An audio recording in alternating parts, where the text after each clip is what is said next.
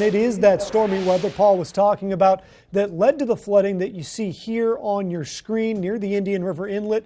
Coast TV News reporter Kevin Zapay has been following this story.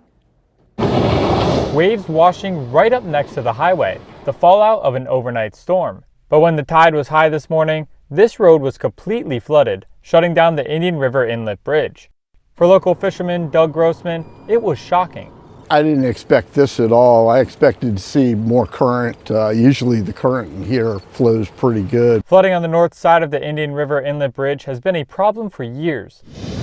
The sand is constantly eroding, and the clock on solving this problem is ticking. As of right now, DENREC has been placing rocks and other material along the highway to help stop the waves from crashing on the roadways during high tide. I sat down with C.R. McLeod, who is the Director of Community Relations for DelDOT, and he explains the biggest fear when it comes to this type of flooding. Key factors that we're always, primarily concerned about is emergency access. Whether it's fire, EMS, police, folks needing to get south of Dewey Beach and, north of Bethany and Fenwick, that area, we want to make sure that critical corridor is maintained. In the lull between high tides, DENREC and DelDOT have been hard at work, using that window to try and put a makeshift fix in place before sunrise. But Grossman wants to see a permanent solution. It's amazing that just this little bit, can stir up that side of the road for some reason. There's something going on in that area. It's been happening most of the summer.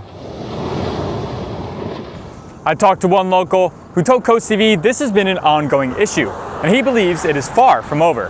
I'm Kevin Zapay at the Indian River Inlet, Coast TV News. And to that end, flooding in that area over by the Indian River Inlet has been a long-time problem. Here are just a few examples to help illustrate that point. Earlier this year, we saw flooding. In fact, just a few months ago, this was back in March. Then you go back to 2023. There was flooding in September. That was due to storm surge from Tropical Storm Ophelia. And in October of 2022, Hurricane Ian, which ultimately turned into a nor'easter, that flooded the Indian River Inlet area as well.